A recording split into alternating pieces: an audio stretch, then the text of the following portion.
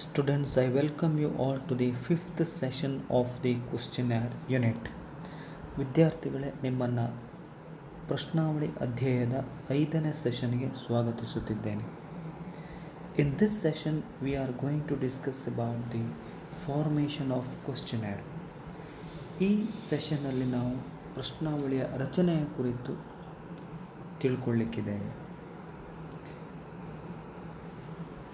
Before we discuss the formation of questionnaire, we can have the recap of previous session.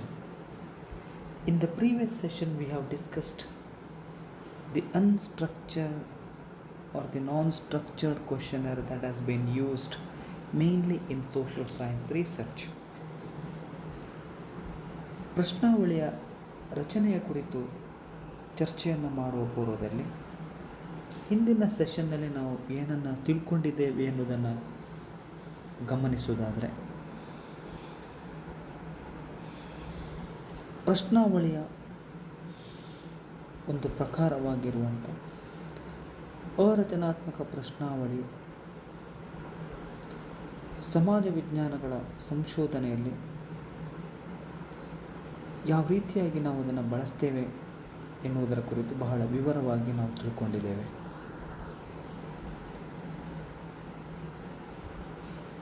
ಈ ಸೆಷನ್ನ ಉದ್ದೇಶವನ್ನು ನೋಡುವುದಾದರೆ, ಸಾಮಾಜಿಕ ಸಂಶೋಧನೆಯಲ್ಲಿ ಅಥವಾ ಸಮಾಜ ವಿಜ್ಞಾನಗಳ ಸಂಶೋಧನೆಯಲ್ಲಿ ಪ್ರಶ್ನಾವಳಿಯನ್ನು ಬಳಸಲು ಆ ಪ್ರಶ್ನಾವಳಿಯ ರಚನೆಯನ್ನು ಹೇಗೆ ತಯಾರಿಸುವುದು ಎನ್ನುವುದನ್ನು ವಿದ್ಯಾರ್ಥಿಗಳು ತಿಳಿದುಕೊಳ್ಳುವುದಾಗಲಿ. The objective of this session is to make the students to understand the various steps in the formation of questionnaire in social science research. ನಾವು ಪ್ರಶ್ನಾವಳಿಯ ರಚನೆಯನ್ನು ತಿಳ್ಕೊಳ್ಳುವಂಥ ಒಂದು ಪ್ರಯತ್ನವನ್ನು ಮಾಡೋಣ. Let us try to understand the formation of questionnaire. Formation of a questionnaire is not as simple and easy as at first sight. No survey can achieve success without a well-designed questionnaire. A well-designed questionnaire should meet the research objectives. ಈ ಪ್ರಶ್ನಾವಳಿಯ ರಚನೆ ಅನ್ನುವಂಥದ್ದು ನಾವು ನೋಡಿದಷ್ಟು ಸುಲಭವಾಗಿರುವಂಥದ್ದಲ್ಲ. ಅದರ ರಚನೆ ಬಹಳ ಕಠಿಣವಾದಂಥ ಒಂದು ಕೆಲಸ ಆಗಿರುತ್ತೆ. ಯಾವುದೇ ಒಂದು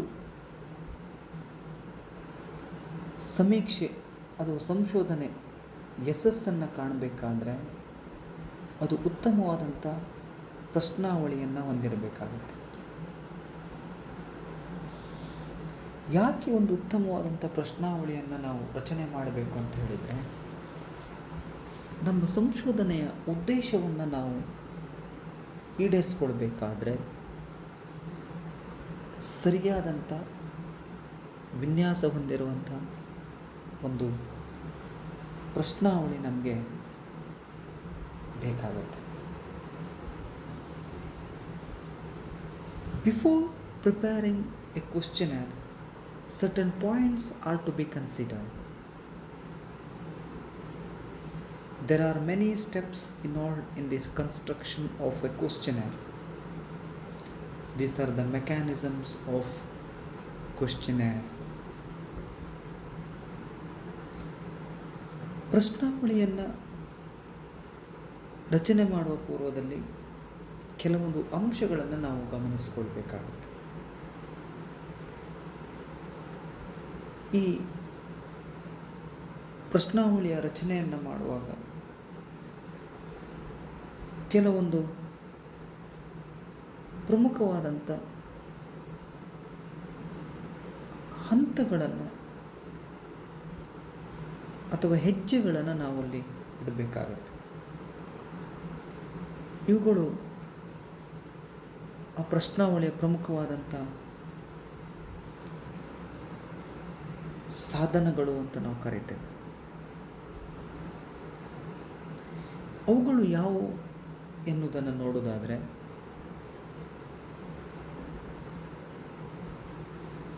proper care. It is necessary that proper care should be taken in formulating questionnaire. ಒಂದು ಸರಿಯಾಗಿ ಪ್ರಶ್ನಾವಳಿಯನ್ನು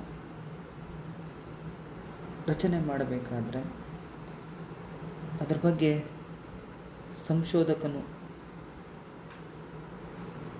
ಗಮನವನ್ನು ಹರಿಸಬೇಕಾಗತ್ತೆ.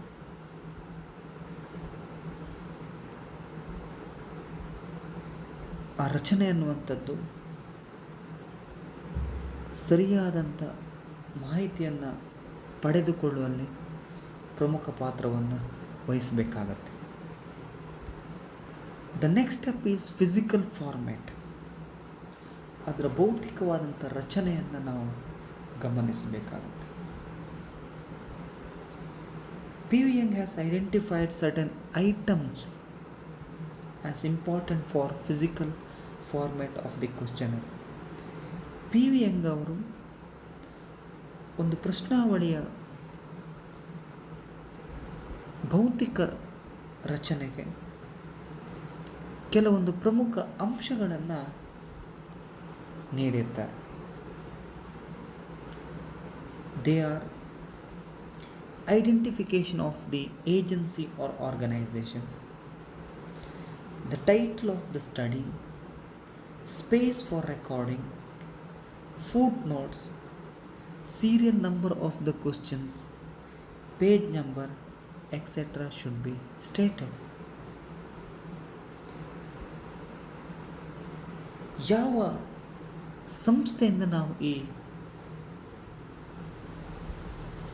ಸಂಶೋಧನೆಯನ್ನು ನಡೆಸ್ತಾ ಇದ್ದೇವೆ ಅನ್ನೋದನ್ನು ಅಲ್ಲಿ ಬಹಳ ಪ್ರಮುಖವಾಗಿ ಸೂಚಿಸಬೇಕಾಗುತ್ತೆ. ಅಧ್ಯಯನದ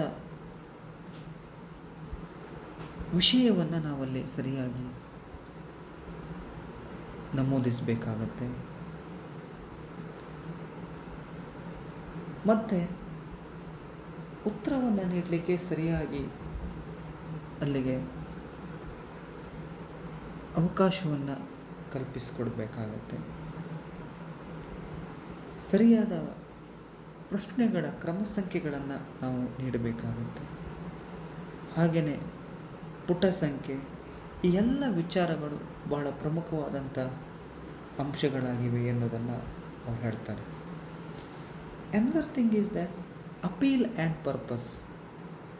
Regarding the purpose of the study, confidentialness of the data and instructions relating to answering the questions, the researcher should give an appeal to the respondents. ಈ ಒಂದು ಪ್ರಶ್ನಾವಳಿಯಲ್ಲಿ ಅದರ ಉದ್ದೇಶ ಮತ್ತು ಮನವಿಯನ್ನು ನಾವು ಮಾಹಿತಿದಾರನಿಗೆ ನೀಡಬೇಕಾಗುತ್ತೆ. ಈ ಅಧ್ಯಯನದ ಉದ್ದೇಶ ಏನು ಮತ್ತು ನೀವು ನೀಡುವಂಥ ಮಾಹಿತಿಯ ಗೌಪ್ಯತೆಯನ್ನು ಕಾಪಾಡುವ ಕುರಿತು, ಹಾಗೆಯೇ ಆ ಪ್ರಶ್ನೆಗಳಿಗೆ ಉತ್ತರವನ್ನು ನೀಡಲಿಕ್ಕಾಗಿ ಸರಿಯಾದ ಸೂಚನೆಗಳನ್ನು ಈ ಪ್ರಶ್ನಾವಳಿ ಹೊಂದಿರಬೇಕಾಗುತ್ತೆ. Another important thing is that size of the questionnaire. ಇನ್ನೊಂದು ಪ್ರಮುಖವಾದಂಥ ಅಂಶ ಅಂತ ಹೇಳಿದರೆ ಪ್ರಶ್ನಾವಳಿಯ ಗಾತ್ರ ಅಂತ ನಾವು ಕರಿತೇವೆ. The questionnaire size should be small and manageable. ಪ್ರಶ್ನಾವಳಿಯ ಗಾತ್ರ ಬಹಳ ಚಿಕ್ಕದಾಗಿರಬೇಕು ಮತ್ತು ಅದನ್ನು ವ್ಯವಸ್ಥಿತವಾಗಿ ನಾವು ರೂಪಿಸುವಾಗೆ ಇರಬೇಕು. Another step is that clarity of the questions. The question should be clear and precise. There should not be any ambiguity about the idea of questions. ಯಾವಾಗಲೂ ಕೂಡ ಪ್ರಶ್ನೆಗಳು ಬಹಳ ಸ್ಪಷ್ಟವಾಗಿರಬೇಕು ಮತ್ತು ನಿಖರವಾಗಿರಬೇಕು. ಅಲ್ಲಿ ಆ ಮಾಹಿತಿಯನ್ನು ನೀಡುವಂಥ ಮಾಹಿತಿದಾರನಿಗೆ ಯಾವುದೇ ಗೊಂದಲಗಳನ್ನು ಅವುಗಳು ಸೃಷ್ಟಿಸಬಾರ್ದು. ಇದನ್ನು ನಾವು ಗಮನಿಸಬೇಕಾಗುತ್ತೆ. The next step is that appearance and attractiveness of the questionnaire. The questionnaire should look attractive.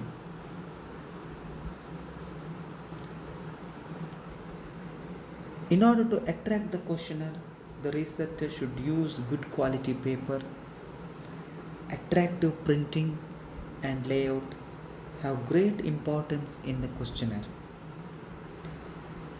ಆ ಪ್ರಶ್ನಾವಳಿ ಬಹಳ ಆಕರ್ಷಕವಾಗಿ ಇರಬೇಕಾದ್ರೆ ಉತ್ತಮವಾದ ಕಾಗದವನ್ನು ಬಳಸಬೇಕಾಗತ್ತೆ. ಅದರ ಮುದ್ರಣ ಬಹಳ ಆಕರ್ಷಕವಾಗಿರಬೇಕು. ಹಾಗೆ ಅದರ ರಚನೆ ಕೂಡ ಬಹಳ ಸುಂದರವಾಗಿ ಕಾಣುವಂಥದ್ದು ಪ್ರಶ್ನಾವಳಿಯ ಪ್ರಮುಖ ಅಂಶವಾಗಿದೆ. Another important thing is that sequence. An appropriate sequence can ease the respondent's task in answering. Therefore, the question should be in a proper sequence, lucid and interesting to the respondents. ಈ ಪ್ರಶ್ನಾವಳಿಯ ಪ್ರಶ್ನೆಗಳು ಬಹಳ ಒಂದು ಅನುಕ್ರಮಣಿಕೆಯನ್ನು ಹೊಂದಿರಬೇಕಾಗುತ್ತೆ.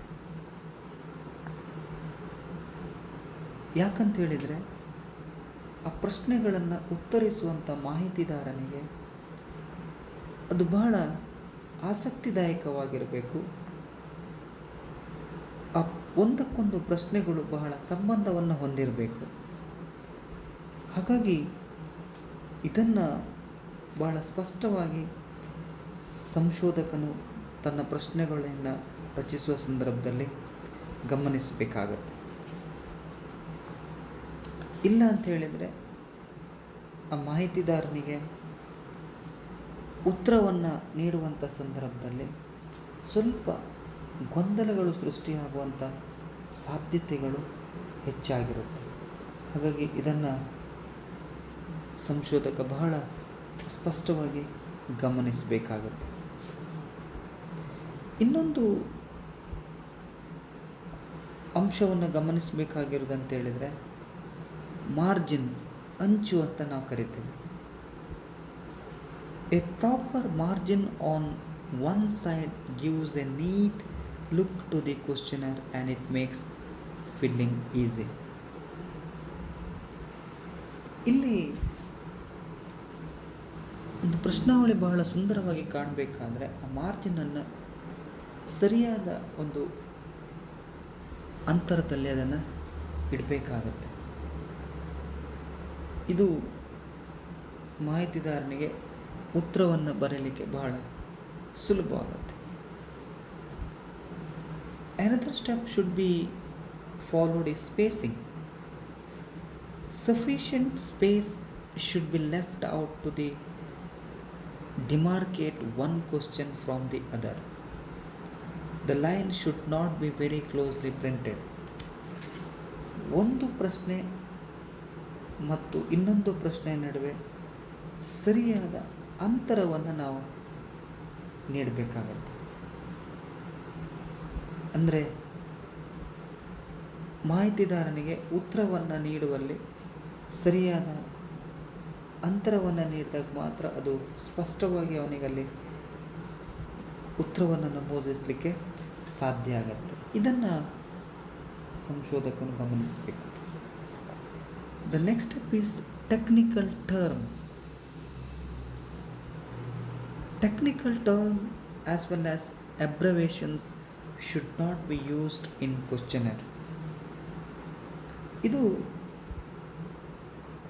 ಬಹಳ ಮುಖ್ಯವಾಗಿ ನಾವು ಗಮನಿಸಬೇಕಾದ ಅಂಶ.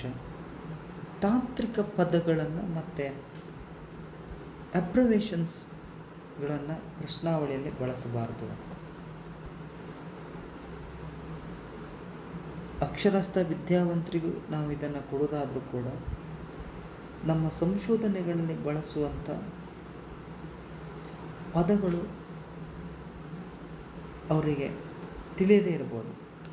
ಹಾಗಾಗಿ ಇಲ್ಲಿ ಸಂಶೋಧಕನು ಅಬ್ರವೇಷನ್ಸ್ಗಳನ್ನು ಯಾವುದೇ ಸಂದರ್ಭದಲ್ಲಿ ಅವನು ಬಳಸಬಾರ್ದು. ಏನಾಗುತ್ತೆ ಅಂತ ಹೇಳಿದರೆ, ಅವನು ತಿಳ್ಕೊಂಡಿರುವಂಥ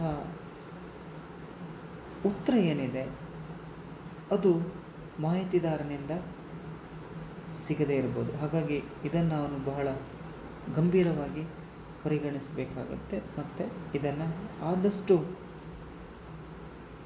ಕಡಿಮೆ ಬಳಸಬೇಕಾಗತ್ತೆ. ಅಂದರೆ ಏನು ಹೇಳ್ತೇವೆ ನಾವು, ಸಂಕ್ಷೇಪವಾಗಿರುವಂಥ ಪದಗಳನ್ನು ಬಳಸುವಂಥದ್ದು ಅಬ್ರವೇಷನ್ಸ್ ಅಂತ, ಅದು ಪ್ರಶ್ನಾವಳಿಗೆ ಸಮಂಜಸವಾಗಿ ಕಾಣೋದಿಲ್ಲ. ಬಹಳ ಮುಖ್ಯವಾಗಿ ಏನಂತ ಹೇಳಿದ್ರೆ, ಸಂಶೋಧಕನು ಸಂಶೋಧನೆಯ ಏನು ಸಮಸ್ಯೆ ಏನಿದೆ, ಯಾವ ವಿಷಯವನ್ನು ನಾವು ಅಧ್ಯಯನ ಮಾಡ್ತಿದ್ದೇವೆ ಅದನ್ನು ಸರಿಯಾಗಿ ವ್ಯಾಖ್ಯಾನಿಸಬೇಕು. Defining the research problem. A researcher has to define the research problems to be tackled by the survey. ಇದು ಸಂಶೋಧಕನು ಮಾಹಿತಿದಾರನಿಗೆ ಏನನ್ನು ನಾವು ಅಧ್ಯಯನ ಮಾಡ್ತೇವೆ ಅನ್ನೋದು ತಿಳಿಲಿಕ್ಕೋಸ್ಕರ ಈ ಅಧ್ಯಯನದ ವಿಷಯವನ್ನು ಸರಿಯಾಗಿ ಅಲ್ಲಿ ವ್ಯಾಖ್ಯಾನಿಸಬೇಕು. These are the few important steps should be followed while preparing a questionnaire. The remaining steps can be discussed in the next session. Here we stop. We shall discuss the remaining steps in the coming session. Thank you.